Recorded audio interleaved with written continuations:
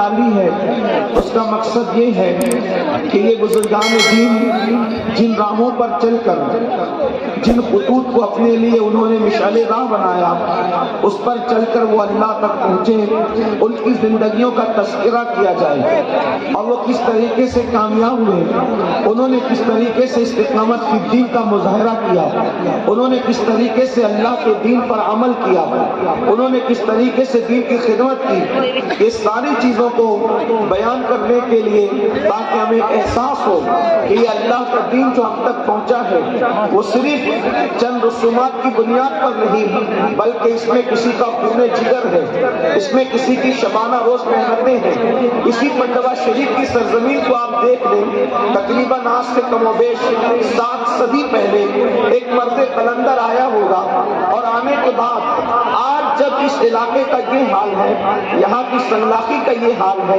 یہاں کی ان پڑھ اور ناخواندگی کا یہ عالم ہے، تو آج سے 7 صدی پہلے اس علاقے کا حال کیا ہوگا؟ اور اللہ اکبر، ایک اجنبی دیار سے ایک مرد قلندر آتا ہے، جب آج یہ جنگل ہے تو اس وقت اس کے جنگل ہونے کا عالم کیا ہوگا؟ لیکن اللہ والوں نے راتوں دن محنت کر کے اپنے علاقے کو چھوڑ کر، اپنے رشتہ داروں کو چھوڑ کر، اپنے خطے کو چھوڑ کر، اپنے قبیلے کو چھوڑ کر، اپنا سب کچھ چھوڑ کر وہ یہاں آئے اور اللہ کے دین کی آبیاری کی اور کفرستان میں انہوں نے اسلام کا علم لہرایا۔ ہماری کتنی عظیم ذمہ داری ہے کہ ان اللہ والوں کے نقوش پاک کو اپنے لیے حرز جان بنائے۔ آئیے، میں نے جس آیے کریمہ کی تلاوت کی ہے اس ضمن میں انسان کو کیا پیغام دیا جا رہا ہے اس پر کچھ بات عرض کر کے اپنی بات مکمل کروں۔ میرے پیارے آقا صلی اللہ علیہ وسلم کے پیارے دیوانوں، انسان کل کا پلان بناتا ہے، انسان فیوچر کا پلان بناتا ہے، انسان بھوشیہ کا منصوبہ بناتا ہے، جس کی زندگی میں مفکرین کہتے ہیں کل کا منصوبہ نہ ہو، کل کا پلان نہ ہو، وہ انسان کامیاب نہیں ہو سکتا۔ ایک تاجر ہے اچھا تو اس کے پاس کل کا کوئی پلان ہونا چاہیے، ایک طالب علم ہے اچھا اس کے پاس کل کا پلان ہونا چاہیے، ایک مفکر ہے اچھا اس کے پاس کل کا پلان ہونا چاہیے۔ دنیا کی قومیں کئی صدیاں پہلوں کا پلان تیار کر کے اپنی زندگی کو گزار رہی ہے، صرف قوم مسلم ہے جس کے پاس کل کا کوئی پلان نہیں ہے۔ لیکن یاد رکھیں، لوگ کل کا پلان تیار کرتے ہیں اور کرنا بھی چاہیے۔ آج ایجوکیشن میں میرا یہ حال ہے، آنے والے کل میں کیسا ہونا چاہیے۔ آج تجارت اور مال میں میرا یہ حال ہے، آنے والے کل میں کیسا ہونا چاہیے۔ لیکن ایک بات آپ سے عرض کرنا چاہتا ہوں، کل کا پلان تیار کرنے والوں، فیوچر کا پلان تیار کرنے والوں، زندگی میں کل کبھی نہیں آتا، زندگی میں ہمیشہ کل آج بن کر کے آتا ہے۔ لیکن ایک کل ایسا ہے، ایک کل ایسا ہے جس کا آنا بالکل ضروری ہے، جس کا آنا یقینی ہے۔ کل کا سورج ہم دیکھیں گے یا نہیں دیکھیں گے اس کی کوئی گارنٹی نہیں ہے، لیکن ایک کل ایسا ہے جس کو سب دیکھیں گے، اس کا کسی کو انکار نہیں ہے۔ اور اس کل کی ہم نے کیا تیاری کی ہے، اور کل کی تیاری کرنے والوں، ہم نے اس کل کی کیا تیاری کی ہے جس کل کا حال یہ ہے جس کے اندر ایک ماں اپنے بیٹے کے کام نہیں آئے گی، ایک باپ اپنے بیٹے سے دور بھاگے گا، ایک دوست اپنے دوست کا دشمن بن جائے گا، کوئی کسی کے کام نہیں آئے گا۔ وہ کون سا کل ہے؟ تو قرآن اس کل کے بارے میں کہتا ہے، یا ایھا الذین آمنوا اتقوا اللہ ولتنظر نفس ما قدمت لغد واتقوا اللہ ان اللہ خبیر بما تعملون، کہ اے ایمان والو اللہ سے ڈرو اور کل کے لیے کیا روانہ کر رہے ہو، کل کے لیے کیا بھیج رہے ہو، اس سلسلے میں غور کرو۔ اپنی جان کے لیے، اپنے نفس کے لیے تم نے کل کے لیے کیا عمل کیا، کیا روانہ کیا، اس سلسلے میں غور کرو۔ وہ کون سا کل ہے جس کی تیاری کا حکم قرآن دے رہا ہے؟ وہ کون سا کل ہے جس کے لیے اپنے نفس کی تیاری کے لیے قرآن ہمیں دعوت فکر دے رہا ہے؟ ہاں، وہ وہی کل ہے جس کو میدان محشر کہتے ہیں، جس کو یوم حساب کہتے ہیں۔ میرے آقا علیہ السلام کے پیارے دیوانوں، اپنے کمروں کی اے سی میں آخرت کو بھولنے والوں، راحتوں کے اندر آخرت کو بھولنے والوں، کھانے پینے میں آخرت کو بھولنے والوں، زندگی کی رنگریلیوں میں آخرت کو بھولنے والوں، مجھے بتاؤ اس کل کے لیے ہم نے کیا تیاری کی ہے جس کے لیے قرآن کہہ رہا ہے کہ تم نے کل کے روانہ کیا. اللہ اکبر. بڑی معذرت کے ساتھ آج تو بڑے دھڑلنے کے ساتھ ہم کہتے ہیں ارے مولانا چھوڑو, قیامت میں جو ہوگا دیکھا جائے گا, جو ہوگا دیکھا جائے گا. یاد رکھنا, مسجدوں کو ویران کر کے یہ کہنے والوں کہ جو ہوگا دیکھا جائے گا, مسجدوں کو ویران کر کے کہنے والوں جو ہوگا دیکھا جائے گا, داڑیاں مڈا کر رسول اللہ کی سنت کو گھٹنوں میں ڈال کر کے یہ کہنے والوں کہ جو ہوگا دیکھا جائے گا, کانوں میں ایئر فون لگا کر کے گانے سننے والوں یہ کہتے ہو جو ہوگا دیکھا جائے گا. اب آئیے میں آپ کو بتاؤں, شاعری کی دنیا الگ ہے, حقیقتوں کی دنیا الگ ہے. آپ کہتے ہیں دیکھا جائے گا جو ہوگا, کیا دیکھا جائے گا؟ سنو, قرآن کہتا ہے اس دن کا حال یہ ہے الاخلاء یومئذ بعضهم لبعض عدو. اللہ اکبر. قرآن کہتا ہے کہ وہ قیامت کا دن وہ دن ہوگا جتنے تمہارے دوست ہیں, اور وہ بھی کون سے دوست؟ دوست نہیں بلکہ پکے دوست. اخلاء قرآن کہتا ہے یہ خلیل کی جمع ہے. اخلاء جتنے تمہارے پکے دوست ہیں, قیامت کے دن وہ سب تمہارے دشمن بن جائیں گے. قیامت کا دن کیسا دن ہوگا؟ قرآن کہتا ہے یوم یقوم الروح والملائکہ صفا لا یتکلمون الا من اذن. قیامت کا دن وہ دن ہوگا جس دن جبریل امین اور ان کے پیچھے سارے فرشتے اللہ کی ہیبت سے کانپتے کھڑے ہوں گے, کسی کو کلام کرنے کی جرت نہیں ہوگی. آئیے وقت کی نزاکت کو دیکھتے ہوئے اپنے بھائیوں سے اور اپنی بہنوں سے اپنی گزارش کر کے اپنی گفتگو کو مکمل کر کے گزر جاؤں. میرے آقا صلی اللہ علیہ وآلہ وسلم کے دیوانوں, آج حال کیا ہے؟ ہر بندہ کھانے پینے اور سونے اور موج مستیوں میں مست ہے. مرنے کے بعد اٹھنا ہے, اس دن کے لیے ہم نے کیا تیاری کی ہے؟ بڑی معذرت کے ساتھ لوگ آسانی سے کہہ دیتے ہیں مولانا نماز کے لیے ٹائم نہیں ملتا. میرے عزیز, وہ دن قیامت کا جو دن ہوگا وہاں نمازی کیا, روزے دار کیا, حاجی کیا, غازی کیا. آئیے ایک حدیث مبارکہ سن لیں اور اپنی بات مکمل کروں. ایک مرتبہ امیر المومنین حضرت سیدنا عمر ابن خطاب فاروق اعظم رضی اللہ تعالیٰ عنہ, فاروق اعظم رضی اللہ تعالیٰ عنہ حضرت کعب سے کہتے ہیں, حضرت کعب احبار سے. یہ کعب احبار کون ہے؟ یہ بڑے جلیل و قدر تابعی ہے. فاروق اعظم کے دور میں انہوں نے اسلام قبول کیا ہے, لیکن ان کی خصوصیت یہ ہے یہ توریت کے بھی عالم تھے, انجیل کے بھی عالم تھے, زبور کے بھی عالم تھے. اللہ اکبر. آسمانی کتابوں کے یہ عالم تھے.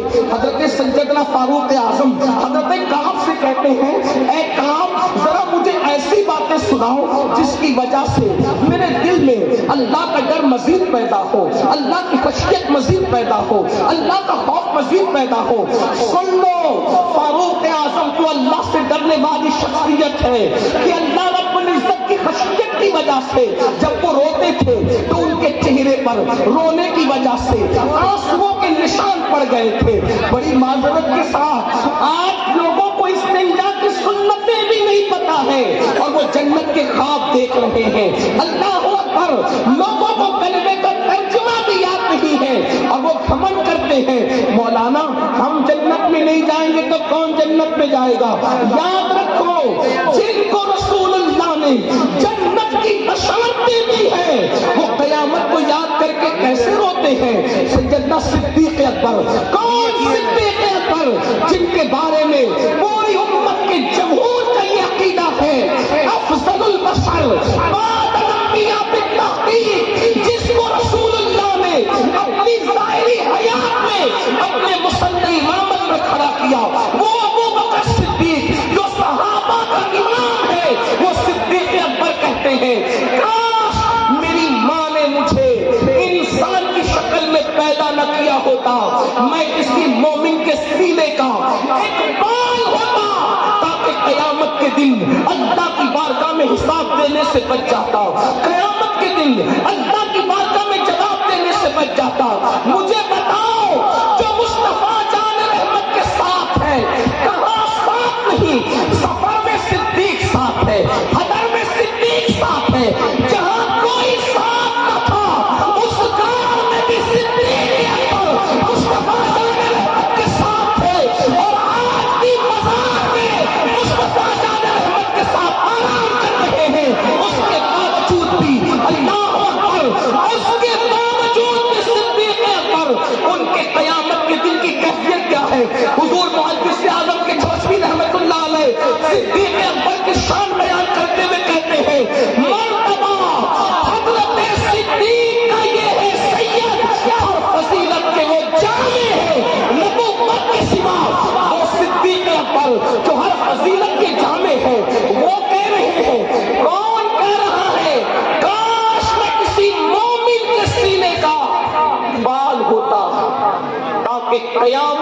اللہ کی بارگاہ میں حساب سے بچ جائے۔ میری قوم کے وہ جوان جن کے ہاتھوں میں شراب کے پیالے ہیں، جن کے ہاتھوں میں موبائل میں گندی فلمیں ہیں، جن کا حال یہ ہے کہ وہ کبھی سود کی شکل میں، کبھی جوئے کی شکل میں حرام لقمے کو اپنے پیٹ میں ڈال رہے ہیں، آج وہ سوچ رہے ہم جنت میں جائیں گے کیونکہ ہم نے تو فلاں بزرگ کا دامن پکڑا اور فلاں بزرگ کا۔ سارے بزرگوں کے دامن بڑے قیمتی ہیں، لیکن ابو بکر صدیق نے اس بزرگ کا دامن پکڑا تھا جہاں پر ساری بزرگیاں ختم ہو جاتی ہے۔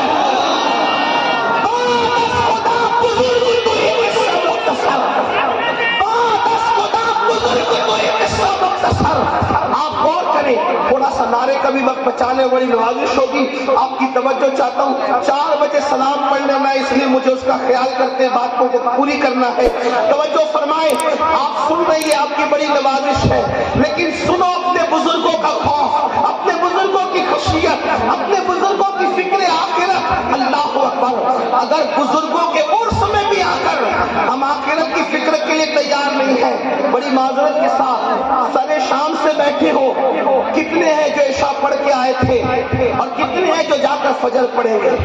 آپ مجھے بتائیں ہمارے بزرگوں کی تعلیمات کیا ہے؟ ہم نے اپنے بزرگوں کی تعلیمات کو فراموش کیا۔ پیر کا دامن تو پکڑا ہے لیکن پیر کا کردار نہیں پکڑا۔ یہاں پر حضور اشرف العلماء کے دیکھنے والے بیٹھے ہوئے ہیں، میں نے اپنے بڑوں سے، اپنے قائد، اپنے امیر سے اور انہیں کے ساتھ حضور رئیس المفسرین سے سنا۔ حضور رئیس المفسرین ابھی بھی حیات ہے، فرماتے ہیں میں نے اپنی زندگی میں 2 بزرگوں کو مسجد سے محبت کرتے دیکھا اور جماعت کی پابندی کے ساتھ نماز پڑھتے دیکھا۔ ان میں سے ایک حضور مفتی اعظم ہے اور دوسرے حضور اشرف العلماء کی ذات ہے۔ ہم نے اپنے بزرگوں کو کتنا آئیڈیل بنایا۔ یاد رکھنا، ہم جلسوں میں ہزاروں کی تعداد پر خوش نہیں ہیں، ہم شکر ضرور کرتے ہیں کہ قوم سننے کو آ رہی ہے، لیکن ہمارے دل ٹھنڈے نہیں ہوتے اس وقت تک کہ سننے کے لیے قوم جمع ہو رہی ہے مگر عمل کرنے کے لیے قوم جمع نہیں ہو رہی ہے۔ اس وقت تک ہمارے کلیجے ٹھنڈے نہیں ہوں گے جتنی تعداد میں سننے کے لیے آتے ہو، اتنی تعداد میں عمل کرنے کے لیے جب تک نہیں آؤ گے اس وقت تک انقلاب پپا نہیں ہوگا۔ یہ قیامت کی نشانیوں میں سے ایک نشانی ہے، یہ قیامت کی نشانیوں میں سے ایک نشانی ہے۔ میرے آقا علیہ السلام نے فرمایا لوگ دین سننے تو آئیں گے، دین پر عمل کرنے نہیں آئیں گے۔ دین کی باتیں لوگ رسمی طور پہ کریں گے، رسمی طور پہ دین کی بات نہ کرو۔ اللہ کے بندو اپنی زندگیاں بدل کر کے جاؤ۔ ہمارے بزرگوں نے فرمایا، توجہ کریں، حضور علامہ پنڈوی رحمت اللہ تعالی علیہ جب کسی پہ نظر ڈال دیتے تھے تو وہ بدل جاتا تھا۔ یہی ہے، نظر ڈال دیتے تو وہ بدل جاتا تھا۔ اب سرکار علامہ پنڈوی کے عرس میں آ کر گھنٹوں کھڑے رہ کر اگر بدل کے نہیں جا رہے ہو تو مطلب یہ ہے کہ انہوں نے نظر نہیں ڈالی، اگر وہ نظر ڈال دیتے تو بدل جاتا۔ ان کی نظر میں وہی کمال ہے جو کل تھا وہ آج ہے۔ اس کا مطلب نظر ڈالی نہیں، کیوں؟ اس لیے کہ تو مزار پر تو آیا ہے لیکن تو مسجد نہیں جاتا، اس لیے ان کی نظر تجھ پہ نہیں پڑ رہی ہے، وہ تجھ پہ نظر نہیں ڈالنے کرم کی۔ کیوں؟ کیونکہ جس سے رسول اللہ نظر پھیر لے اس پر ولی اللہ کبھی کرم کی نظر نہیں ڈال سکتا۔ جس سے رسول اللہ نظر پھیر لے اللہ بھی اس سے نظر رحمت پھیر لیتا ہے، ولی اللہ تو دور کی بات ہے، جس سے رسول اللہ نظر پھیر لے اس سے اللہ بھی نظر رحمت پھیر لیتا ہے۔ اگر تم رسول اللہ کی نظر رحمت کے مستحق ہونا چاہتے، میرے آقا فرماتے جو جان بوجھ کے نماز چھوڑ دے میں محمد اس سے بیزار ہوں۔ جس سے حضور بیزار ہو سرکار علامہ پنڈوی کیسے محبت کریں گے؟ 10 روپے کے نہیں 1000 روپے کے پھول چڑھا لو، حضور ناراض ہے تو وہ علامہ پنڈوی محبت نہیں کر سکتے۔ میرے جملے تلخ لگے تو معاف کرنا، پھول چڑھانے کے لیے منع کرنے نہیں آیا، میرا مسلک ہے، ہم زندہ ہیں تو پھول ہیں اور اندر جائیں تو بھی پھول ہیں، میں منع کرنے نہیں آیا،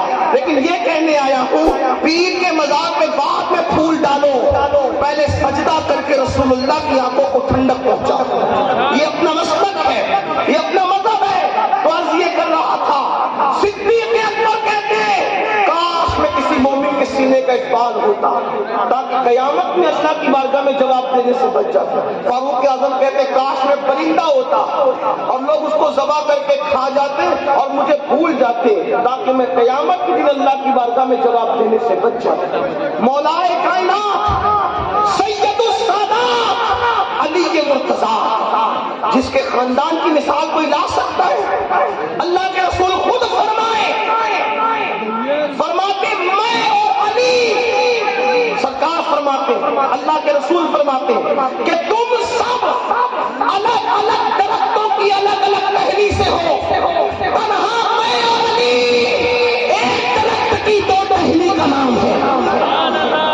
جس علی کو رسول اللہ فرمائے کہ میں اور علی ایک درخت کی دو شاخوں کی طرح, دو ٹہنیوں کی طرح, وہ علی جو سید السادات, وہ علی جو خاتم الولایت, وہ علی جو قاسم جنت و جہنم, وہ علی جو قاسم شیر و شربت, وہ علی جن کے بارے میں قاضی ثناء اللہ پانی پتی تفسیر مظہری میں لکھتے ہیں کہ آدم علیہ السلام کے دور سے لے کر آج تک جو بھی ولی بنا ہے وہ علی کے فیضان سے ولی بنا ہے.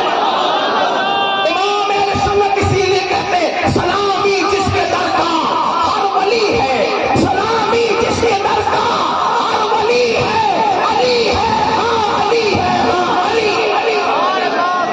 علی کو چھوڑ کر کیا کوئی ولی بنا ہے؟ ولی بن سکتا ہے. امام اہل سنت کہتے ہیں اصل نسل صفا, اصل نسل صفا وصل وجہ خدا. کوئی اس کی تشریح کرے. اصل محقق اصل و مفتی نہیں, رضا الحق صاحب کی توجہ چاہتا ہوں, ماشاءاللہ بڑے عظیم محقق ہیں.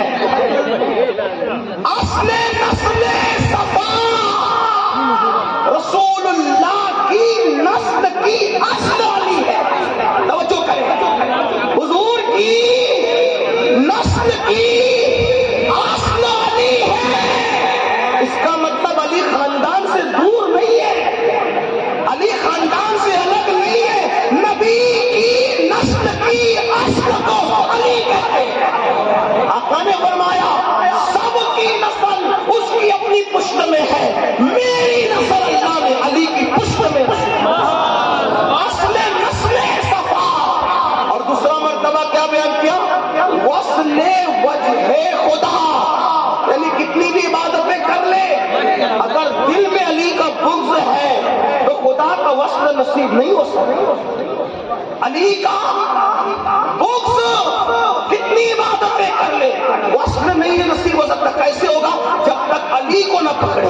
لیکن ایک بات اور واضح طور پہ بیان کر دوں, علی والا وہ نہیں, اہل منبر کی دعائیں, علی والا وہ نہیں جو صدیق اور فاروق کے لیے دل میں بغض رکھے کہ صرف علی علی کرے اور صدیق اور فاروق اس کو ہضم نہ ہو, بلکہ جس کو صدیق اور فاروق ہضم نہ ہو وہ سینہ دنیا میں خود کے ہاتھوں سے پٹنے کے قابل ہے اور قبر میں فرشتوں کے ہاتھوں سے پٹنے کے قابل ہے, جس میں صدیق اور فاروق نہ ہو. لیکن وہ دل جس میں چار یاروں کی محبت ہے وہ سچا علی والا ہے.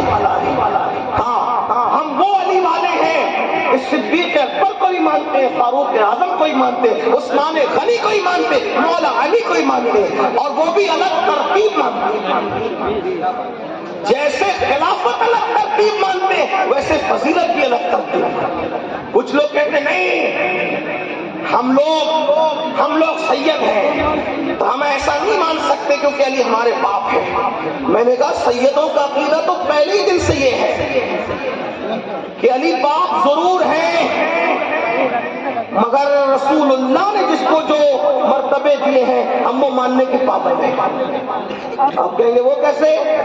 تو وہ اس طرح سے امام زین العابدین سے کسی نے پوچھا کہ ابو بکر کا کیا تعلق تھا رسول اللہ سے اور حضور کی بارگاہ میں ان کا کیا مرتبہ تھا؟ توجہ کریں، کس سید سے پوچھا؟ جو مولا علی کے ڈائریکٹ پوتے ہیں اس سید سے پوچھا، جس کا شجرہ نسب سنیوں کے بچے بچے کو یاد ہے، ان سے پوچھا صدیق اکبر کا کیا مرتبہ تھا رسول اللہ کی بارگاہ میں؟ تو میرے امام سید سجاد زین العابدین پاک نے فرمایا پوچھنے والے تو پوچھتا ہے کہ ان کا کیا مرتبہ تھا حضور کی بارگاہ میں؟ ارے جو آج ہے وہی کل تھا، جو آج ہے وہی کل تھا۔ مطلب کیا؟ آج سب سے زیادہ قریب سو رہے ہیں، کل بھی سب سے زیادہ قریب تھی رسول اللہ کے، اور جو جتنا حضور سے قریب ہوگا وہ اتنے ہی مرتبے میں افضل ہوگا۔ یہ بات بھی آپ کو یاد رکھنا چاہیے۔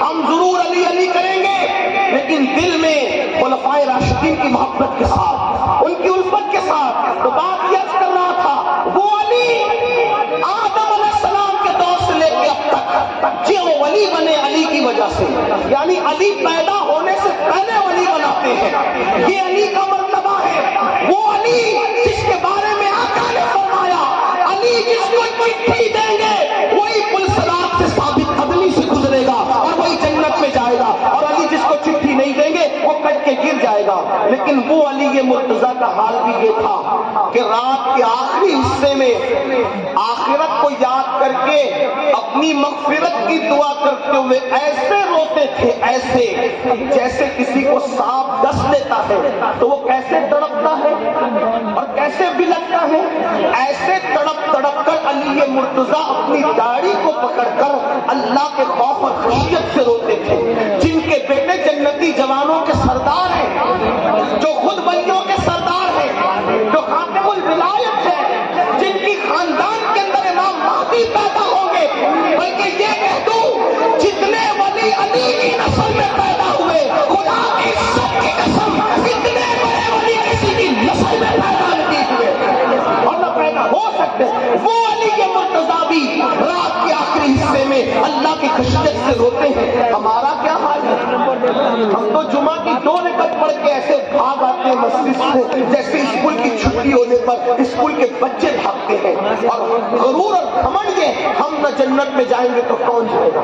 تو میں وہ روایت جو پڑھ رہا تھا اس کو مکمل کر کے بات پوری کرنا چاہتا ہوں کہ فاروق اعظم نے فرمایا کعب ذرا کچھ ایسی بات سنا مجھے جس سے میرے دل میں اللہ کا خوف اور پیدا، اللہ کی خشیت اور پیدا۔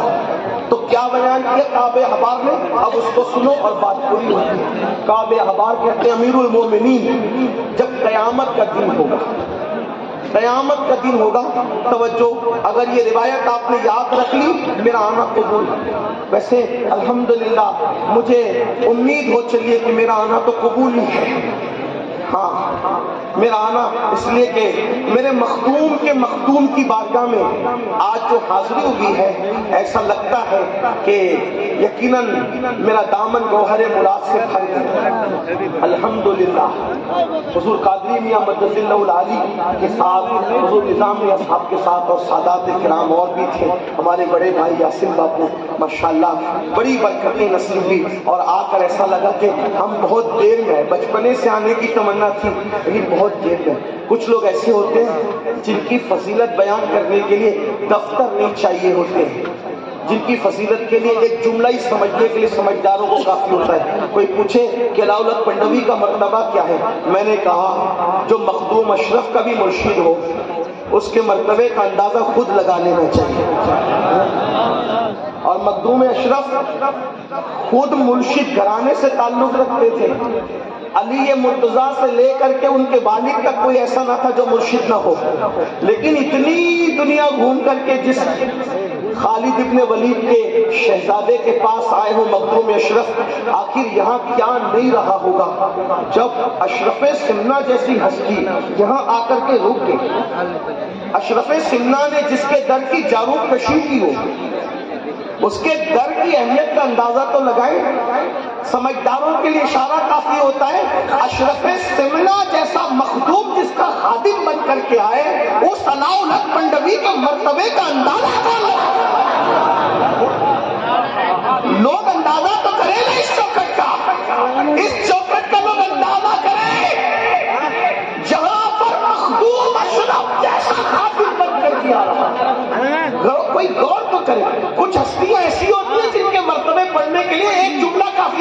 جیسے لوگ کہتے ہیں خدیجہ کبریٰ کی فضیلت کیا ہے، میں نے کہا مخدومہ کائنات کی مخدومہ ہے، اس سے دعا کر کیا فضیلت ہوگی؟ مخدومہ کائنات کی مخدومہ سیدہ فاطمہ الزہرا کی مخدومہ کو خدیجہ کبریٰ کہتے ہیں۔ اور کچھ ہستیاں ہوتی ایسی ہیں جو سورج کی طرح خود چھپ کر ستاروں کو چمکاتی ہے، یہ ایسے لوگوں میں سے ہے جن کی چوکھٹ پر ہم آئے ہیں۔ یہاں آپ نے بھی بدل کر نہ جاؤ تو ہم سے بڑا محروم کون ہو سکتا ہے، بڑا بدبخت کون ہو سکتا ہے؟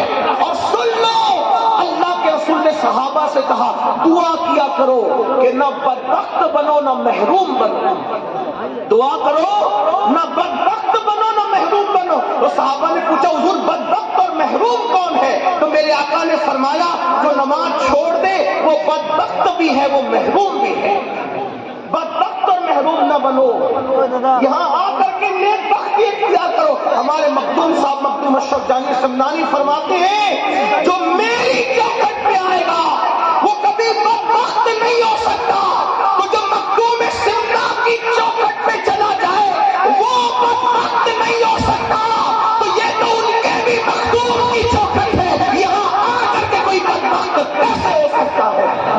اپنی بدبختی مٹاؤ۔ اور مخدوم پاک یہ بھی فرماتے ہیں فجر کی نماز میں سوتے پڑے رہنے والوں، مخدوم صاحب فرماتے ہیں کسی نفلی عبادت سے مجھے وہ مقام نہ ملا جو رات کے آخری پہر میں جاگ کر مجھے مقام ملا۔ رات کے آخری پہر میں جاگنا وہ مقام رکھتا ہے کہ کسی نفل عبادت سے فرماتے مجھے وہ مرتبہ نہیں ملا جو رات کے آخری حصے میں جگنے سے مرتبہ ملا۔ کاش ہم اپنے بزرگوں پہ توجہ کرتے۔ تو عرض کر رہا تھا کہ حضرت کعب احبار سے پوچھا کعب ذرا ایسی باتیں سنا جس سے اللہ کا خوف میرے دل میں مزید پیدا۔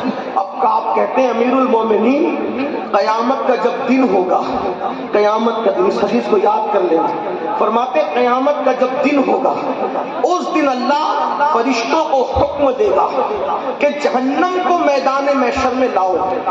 تو کعب احبار کہتے ہیں امیر المومنین جب فرشتے جہنم کو قیامت کے دن لائیں گے تو جہنم کے منہ میں 70,000 لگامیں ہوگی اور ہر ایک لگام پر 70,000 فرشتے ہوں گے جو جہنم کو کھینچ کر کے لائیں گے۔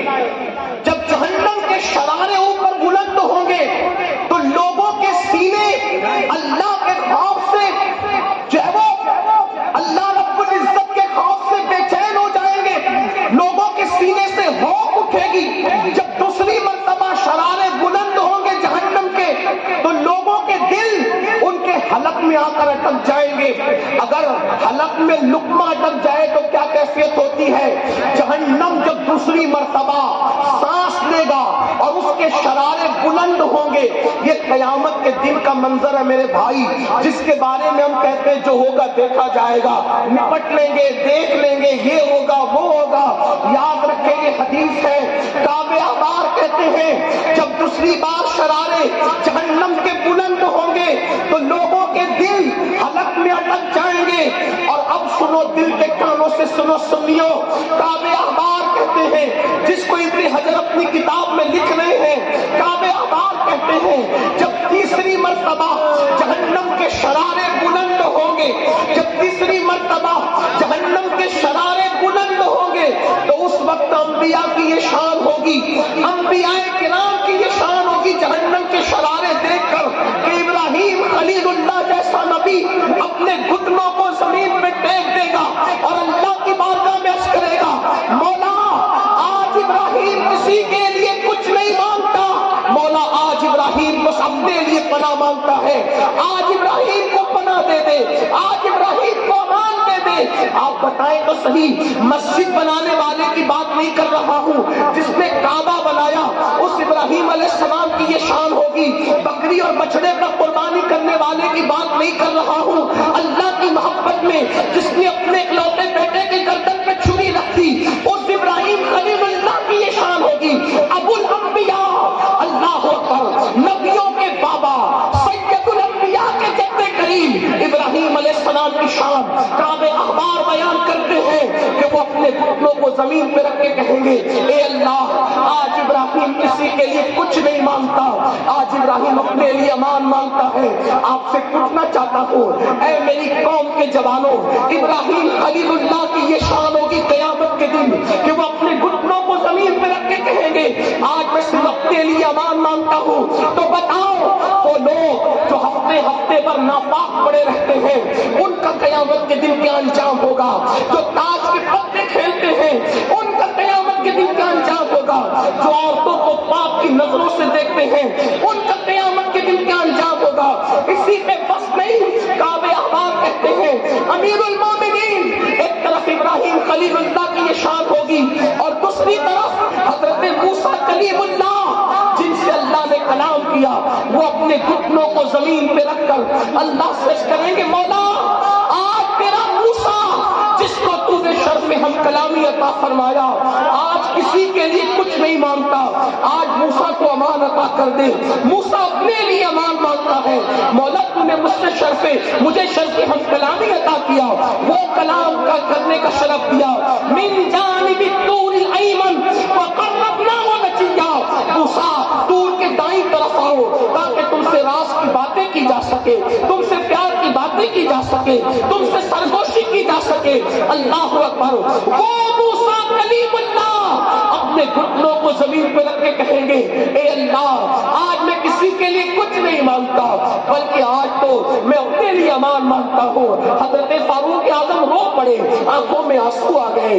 کسی پہ بس نہیں، حضرت کعب احبار نے کہا امیر المومنین صرف یہی نہیں ہوگا بلکہ اس وقت جناب موسیٰ کی یہ شان ہوگی تو اس وقت لوگ دیکھیں گے حضرت عیسیٰ کی شان یہ ہوگی کہ عیسیٰ علیہ السلام اپنے گھٹنوں کو زمین پہ رکھ کے اللہ سے عرض کریں گے. وہ جہنم کا حال دیکھ کر، وہ جہنم کی حرارت دیکھ کر، وہ جہنم کی تپش دیکھ کر حضرت عیسیٰ کہیں گے اے اللہ تو نے مجھے کنواری بطول مریم سے پیدا کیا، مولا آج میں اپنی ماں مریم کے لیے بھی کچھ نہیں مانگتا، آج میں مریم کے لیے بھی کچھ نہیں مانگتا مولا آج تو عیسیٰ کو اپنی جان کی امان دے دے مولا میں اپنے لیے امان مانگتا ہوں. مسلمانوں بتاؤ اس دن کے لیے کیا تیاری کی؟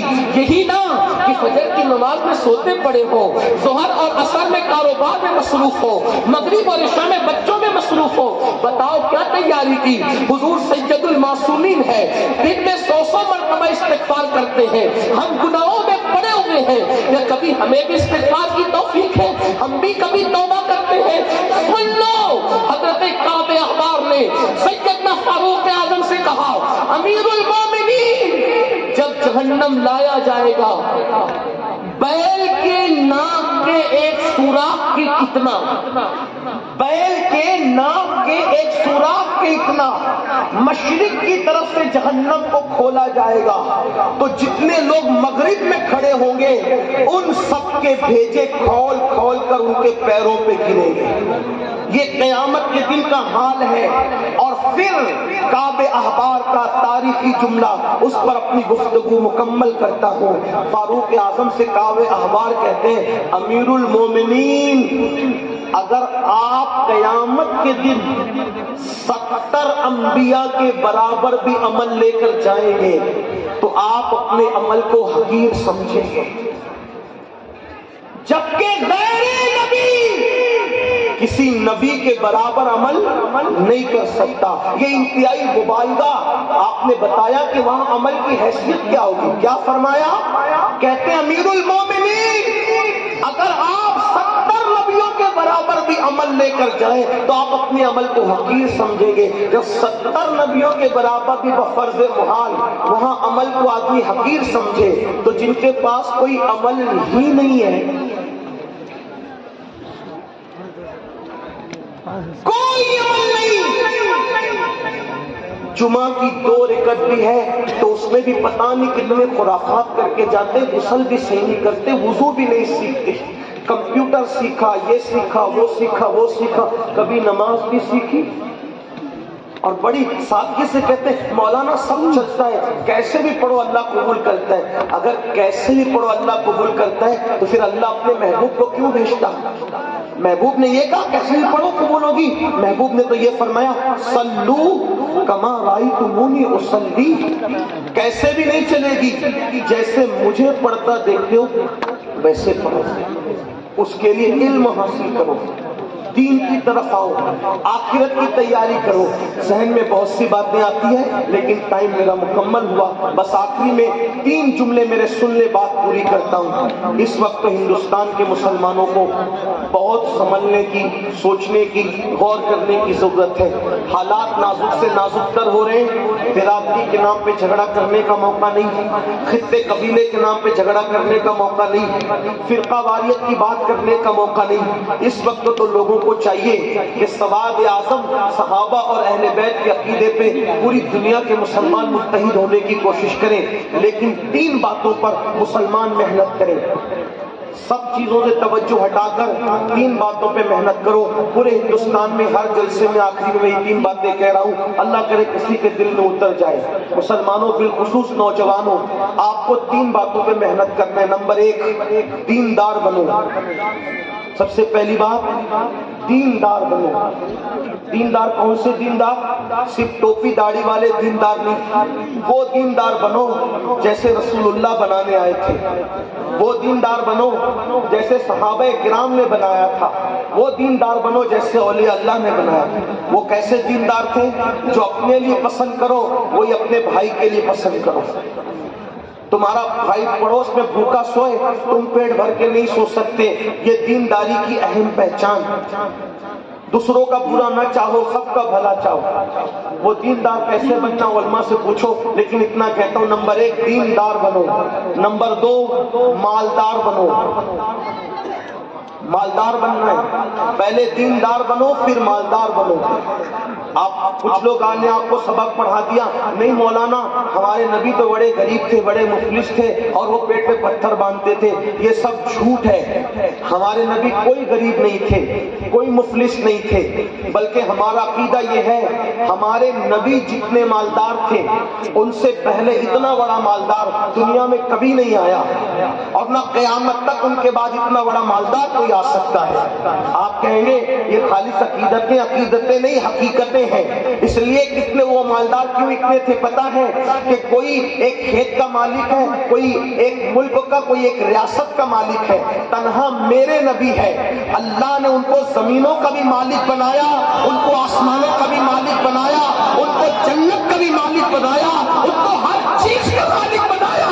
اسی لیے امام اہل سنت کہتے ہیں خالق کل آپ کو مالک کل بنا دیا، دونوں جہاں آپ کے قبضہ و اختیار میں۔ ہمارے نبی سب سے زیادہ مالدار تھے۔ یہ تو بات ہو گئی عقیدت کی، لیکن بات آپ کو بتاؤں، حضور کی ظاہری زمینیں بھی مدینہ شریف میں بہت زمینیں تھی حضور کی، اور لاکھوں کی منتھلی آمدنی تھی، مگر شان یہ تھی کہ صبح لاکھوں آتے اور شام آنے سے پہلے تقسیم ہو جاتے۔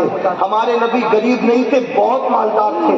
آپ کو بھی مالدار بننا ہے۔ امام اعظم بھی مالدار تھے، صدیق اکبر بھی مالدار تھے، فاروق اعظم بھی مالدار تھے، امام حسن امام حسین بھی مالدار تھے۔ یہ علم والے موجود ہیں، ان کی موجودگی میں کہوں، بڑے سے بڑا آج فیکٹری کا مالک اگر کسی کے پاس کوئی بھکاری آئے تو کتنا دیتا ہے؟ اگر 500 دے گا نا، پیر کو بھی تو دکھا کے دیتا ہے۔ بھکاری کی بات جانے دو، پیر کو بھی دیتا ہے تو سوچتا ہے کہ 4 مرید دیکھے کہ میں نے پیر کو 500 دیا۔ یہی ہے نا، بھکاری کو تو کوئی جلدی 500 دیتا بھی نہیں۔ اب آپ سے پوچھتا ہوں، امام حسن اور امام حسین کے پاس بھکاری آتے ہیں تو ایک وقت میں امام حسن اور امام حسین 50 ہزار درہم لوگوں کو عطا کر دیتے ہیں، تو جو غریب لوگ ہوں گے وہ فقیروں کو 50 ہزار دیں گے، بلکہ اللہ کی قسم 50 ہزار دے کر ساتھ میں چٹھی لکھ کر بھی دیتے ہیں، معاف کرنا ابھی اتنا ہی ہے، اگر اور ہوتا تو اور عطا کر دیتے۔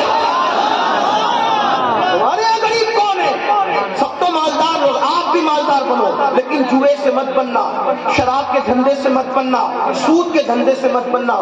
موبائل کا استعمال کم کرو، فیس بک کا استعمال کم کرو، یوٹیوب کا استعمال کم کرو، وقت کا صحیح استعمال کر کے 8 گھنٹے کی بجائے 16 گھنٹے محنت کرو اور مالدار بنو۔ اللہ تمہیں ترقی دے گا۔ ان بزرگوں سے دعا لو، جو اندر ہے ان سے دعا لو، جو اوپر ہے ان سے دعا لو۔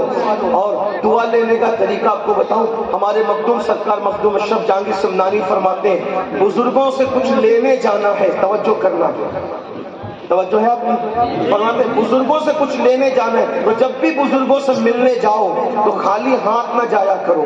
جو خالی ہاتھ نہیں جاتا وہ خالی ہاتھ واپس بھی نہیں آتا. اس لیے زمین کے اوپر ہے بزرگ تو بھی خالی ہاتھ نہ جاؤ, زمین کے اندر ہے تو بھی خالی ہاتھ نہ, کچھ نہ کچھ ان کے لیے لے کر کے جاؤ. تو مالدار بنو, نمبر 1 دیندار, نمبر 2 اور نمبر 3 ایجوکیشن پہ محنت کرو. اپنی قوم کو ایجوکیٹ کرو, کوئی جاہل نہ رہنے پائے, کوئی ان پڑھ نہ رہنے پائے. بڑی معذرت کے ساتھ اپنی مسجد کا مینار 2 کروڑ کا بنانے کی بجائے 1 لاکھ کا بناؤ اور باقی کی رقم اپنی قوم کی تعلیم پہ خرچ کرو. اللہ کے رسول علیہ السلام اچھی عمارتیں بنانے نہیں آئے تھے, حضور اچھے انسان بنانے آئے تھے. کتنی بھی اچھی عمارت بناؤ گے وہ کھنڈر میں تبدیل ہو جائے گی, لیکن اگر اچھے انسان بنا دو گے, اچھی عمارت دوسری اچھی عمارت تعمیر نہیں کر سکتی, لیکن ایک اچھا انسان ہزاروں کو اچھا بنا دیتا ہے. صفہ کے چبوترے پہ بیٹھ کر حضور نے صدیق کو ایسا ڈھالا تھا, فاروق اعظم کو ایسا ڈھالا تھا, عثمان غنی کو ایسا بنایا تھا, مولا علی کو, سعد کو, سعید کو, طلحہ کو, زبیر کو, ابو عبیدہ کو, خالد ابن ولید کو کیسا بنایا تھا کہ ان ایک ایک کو دیکھ کر کے ہزاروں کی زندگیاں بدل گئی. آپ نہیں دیکھتے یہاں الحضرت علاؤالحق پنڈوی کی کون سی اچھی عمارت ہے؟ مجھے پورے پنڈوا میں بتا دو, ہے کوئی ایسی عمارت جس کو آپ تاج محل کے برابر قرار دیں, فتح پور سیکری کے برابر قرار دیں, لال قلعہ کے برابر قرار دیں؟ نہیں بتا سکتے آپ. کیوں؟ ان کا مقصد اچھی عمارت نہیں تھا, وہ اچھی عمارت بنانے نہیں آئے تھے, لیکن ایک اشرف کو اتنا اچھا بنا دیا, ایک اشرف کو اتنا اچھا بنا دیا, اتنا اچھا بنا دیا کہ اس ایک کے دنیا سے جانے کے بعد بھی اس کے نام ہی سے لوگ اچھے بنتے جا رہے ہیں. اس لیے اچھے انسان بنانے کی طرف توجہ کرو. دیکھو اچھے انسان اور اچھی عمارت میں فرق کیا ہے. تاج محل اچھی عمارت ہے, لیکن اس کا فائدہ قوم کو کیا ہے؟ شاہ جہاں نے اچھی عمارت بنائی, اس کا فائدہ قوم کو کیا ہے؟ علاؤالحق پنڈوی نے اچھا انسان بنایا, اس کا فائدہ دیکھ لو. یہ چمکتے ہوئے چہرے کیا اشرف کا فیضان نہیں؟ یہ محفل کی چمک کیا سرکار اشرف کا فیضان نہیں؟ کیا دنیا کے شرق غرب میں اللہ اکبر جو سنیت کا اللہ اللہ سکہ چل رہا ہے, کیا اس میں مخدومی فیضان کی کرنیں نہیں؟ یاد رکھیں اچھے انسان بنانے کی یہ اہمیت ہے. تو میری گزارش ہے مسجدوں کے میناروں کو اونچا بنانے والوں, اپنی قوم کے علمی معیار کو اونچا کرنے کی کوشش کرو. شادی کی فضول خرچے کم کرو, جلسوں کی فضول خرچے کم کرو, اللہ اکبر, اور بھی رسومات کا خاتمہ کرو. آخری میں یہ بھی کہہ دوں, اپنے پیر کے مزار پر 1 لاکھ کی چادر ڈالنے کی بجائے 1000 کی چادر ڈال کر 99,000 روپے بچا کر اپنے پیر کے ایصال ثواب کے لیے تعلیم کے نام پہ خرچ کر دو. اس لیے کہ ہمارا پیر 1 لاکھ کی چادر سے اتنا خوش نہیں ہوگا جتنا 99,000 روپیہ تم تعلیم کے نام پہ ان کے نام سے خرچ کرو گے. اس لیے کہ میرے علاؤالحق کو, میرے مخدوم کو, میرے پیر کو میرے 1 لاکھ کی چادر کی ضرورت اس لیے نہیں ہے کیونکہ وہ جنت کی نعمتوں سے محظوظ ہو رہے ہیں. انہیں میری چادر کی کیا حاجت ہے؟ عقیدت کے لیے تو 1000 کی چادر بھی کافی ہے. اور باقی جس قوم کو اٹھانے کے لیے انہوں نے سمنا چھوڑا, لاہور چھوڑا, کسی نے ایران چھوڑا, کسی نے عراق چھوڑا, آئیے ہم بھی عہد کریں کہ ہم اپنی قوم کو اوپر اٹھانے کی کوشش کریں. دیندار بنو, مالدار بنو, ایجوکیشن پر محنت کرو. میں حضور قادری میاں کو اور مخدوم اشرف مشن پنڈوا والوں کو مبارکباد پیش کرتا ہوں کہ اس جنگل کے اندر اتنی خوبصورت عمارت انہوں نے بنائی, اور ماشاءاللہ درجنوں بچوں کی فراغت آج ہو رہی ہے. اسی طریقے سے میں سرکار اخی سراج آئینہ ہند کی बारगाह में, मखदूम साहब के मखदूम के मुर्शिद की बारगाह में मैं गया तो मैंने वहां भी देखा इंग्लिश स्कूल का कयाम हो रहा है, इदारे कायम हो रहे हैं। मेरी गुजारिश है रसूमात पर पैसा खर्च करने की बजाय तालीमात पर पैसा खर्च करने की कोशिश करो, ताकि हम अपनी कौम को मुनज़्ज़म करके आगे बढ़ा सके। क्योंकि मेरे आका अलैहिस्सलाम ने फरमाया, जिसने इस हालत में सुबह की कि मेरी उम्मत की भलाई का कोई मंसूबा नहीं बनाया, फलैसा मिन्ना, वो मेरी सोसाइटी का मेंबर नहीं है। काश ऐसा होता कि हम जितने पीरों के मानने वाले हैं, हम अपने पीरों के नाम से कॉलेजेस बनाते, यूनिवर्सिटियां बनाते, बड़े बड़े इदारे बनाते। याद रखिए, गुंबदों की तामीर के साथ साथ हमें चाहिए कि हम इदारों की तामीर के लिए कमर कस लें, ताकि हमारी आने वाली नस्लें इल्म के जेवर से ऐसी आरास्ता हो जाए कि जिधर रुख करें उधर इनकलाब पैदा हो। लोग कहते हैं हम इसलिए नहीं पढ़ाते कि नौकरी नहीं मिलती। मेरे भाई, हम नौकरी के लिए नहीं पढ़ाते, हम अपने बच्चों को अच्छा इंसान बनाने के लिए पढ़ाते हैं।